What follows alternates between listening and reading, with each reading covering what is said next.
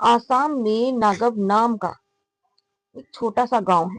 इस गांव में काले जादू की कोई सीमा नहीं है। यहाँ जानवरों और पक्षियों की बलि दी जाती है। सबसे ज्यादा हर अमावस की रात में शाम 6 से 9 बजे के बीच पक्षियों की बलि दी जाती है। और रात को तो जैसे इन मरे हुए पक्षियों की बारिश होती है। बहादुर से बहादुर इंसान भी ये दृश्य देखकर डर जाएगा। ये कहानी कुछ 10 साल पहले की है। नागव गांव में अपने परिवार के साथ काया नाम की एक लड़की रहती थी। वो 16 साल की स्कूल पढ़ने वाली युवती थी, जिसके बचपन से ही आकर्षित रूप की चर्चा गांव भर में थी। गांव के कई मर्द काया की सुंदरता को देख मोहित हो जाते। एक दिन जब काया स्कूल से घर लौट रही थी, तब गांव के 4 आदमियों ने उसे अगवा कर लिया। अक्सर काया के आने जाने का उनको पता होता।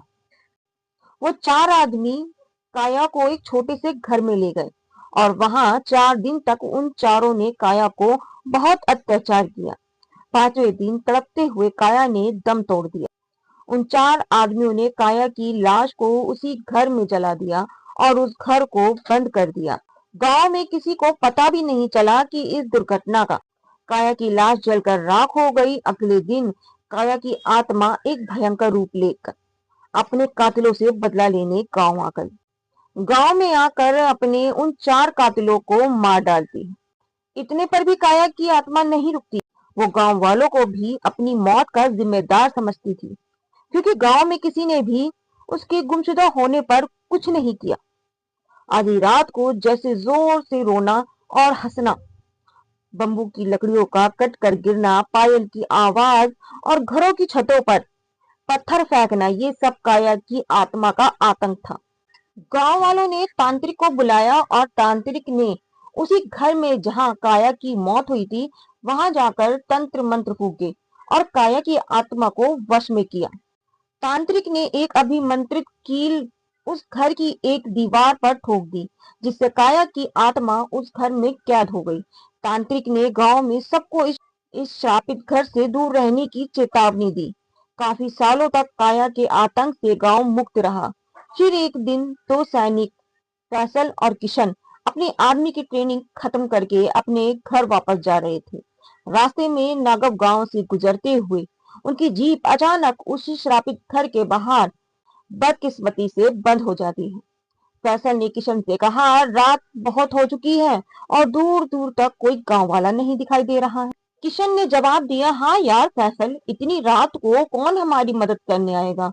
वो दोनों बात कर ही रहे थे कि एक बुढ़ा आदमी हाथ में लाठी लेकर उनके सामने से गुजर रहा था।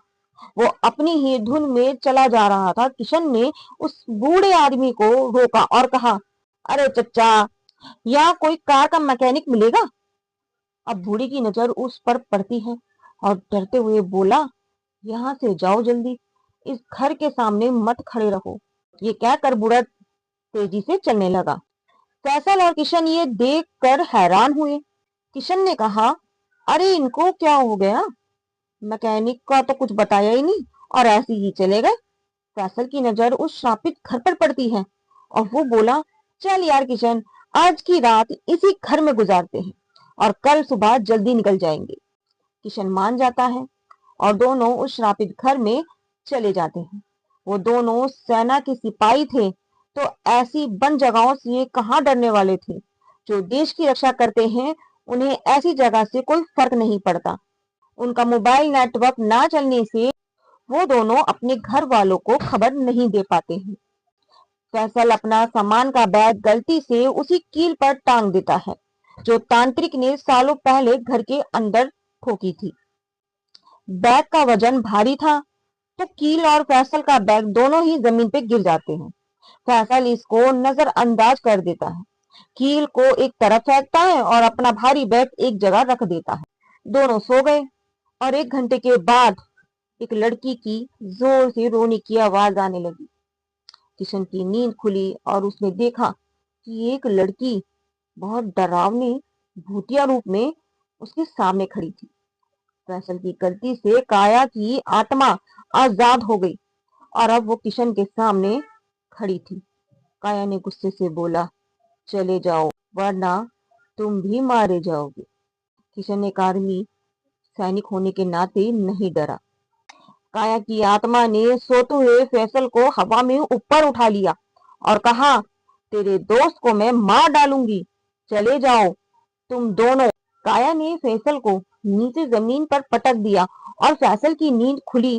फैसल को सर पर चोट लग गई और उसने भी काया की आत्मा को देखा और बोला, किशन चल यहाँ से भाग चले। वो बूढ़ा आदमी भी इसी घर की तरफ इशारा कर रहा था, चले जाने को भी बोल रहा था, पर हमने ही उसकी बात पर ध्यान नहीं दिया। किशन और फैसल अपना सामान लिए उस श्रापित घर को छोड़कर भागने लगते हैं। रास्ते में उन्हें एक गांव दिखा और वहां स्थिर एक शिव मंदिर भी। किशन ने कहा, फैसल आज रात इस मंदिर के बाहर गुजार लेते हैं, यही एक ठीक जगह है। फैसल और किशन की बात मान गया और दोनों वही मंदिर के बाहर आसरा लेते हैं। कुछ देर बाद एक सिद्ध साधु वहां से गुजरे और उनकी नजर किशन और फैसल पर पड़ी। साधु ने उन दोनों को तसल्ली देते हुए कहा, ये एक सुरक्षित जगह है, उस लड़की की आत्मा से तुम्हारी रक्षा होगी। किशन और फैसल आश्चर्यचकित होकर खड़े हुए और किशन ने कहा, साधु महाराज आपको कैसे पता हमारी हालत के बारे में? साधु ने हंसकर जवाब दिया, इस गांव के हर कोने से मैं वाकिफ हूँ। तुम दोनों की ये दुर्दशा की और क्या वजह हो सकती है? किशन और फैसल अनजान थे कि कुछ दिन पहले ही एक सिद्ध साधु नागांव गांव के शिव मंदिर में आए। काले जादू से पीड़ित लोगों की मदद और अपनी सिद्धियों से वो आत्माओं को मुक्ति दिलाते थे, इसलिए उन दोनों की हालत साधु देखते ही पहचान गए। किशन और फैसल ने अपने साथ हुई भूतिया घटना के बारे में साधु को सब बताया।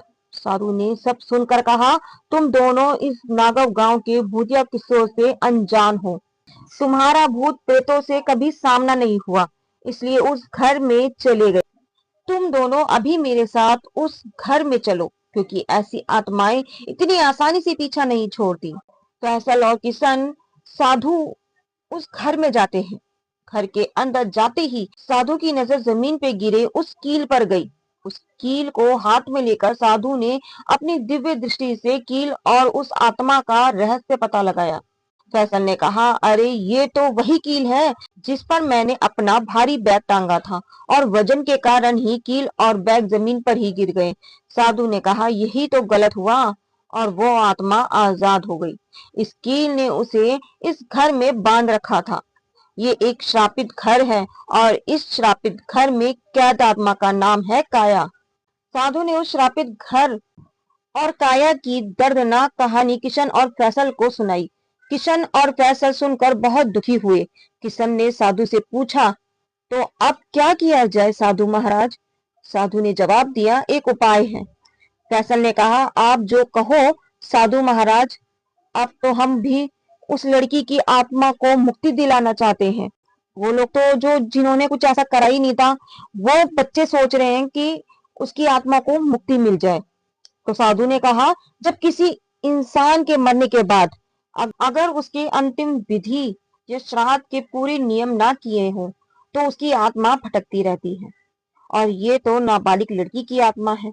इससे पहले कि काया आतंक मचाए, उसके शरीर की राख और हड्डियां इसी घर में हैं। उन्हें ढूंढो और इस खाली कलश में डाल दो, और ये गंगा जल भी उसकी राख पर छिड़क कर बंद कर देना।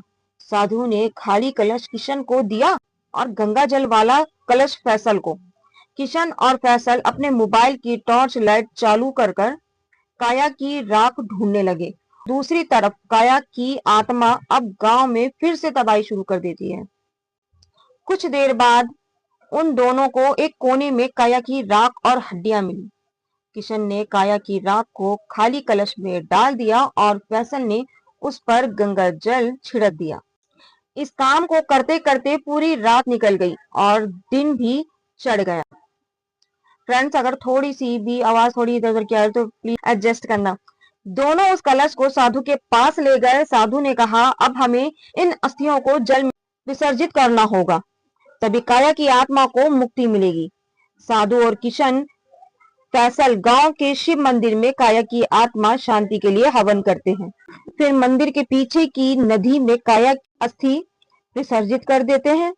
काया की आत्मा उस वक्त अपने इंसानी रूप में आकर किशन और फैसल से कहती है, आप दोनों का बहुत धन्यवाद। दुनिया में मेरी जैसी बहुत लड़कियां हैं जिनको इंसाफ नहीं मिलता और सालों तक भटकती हैं।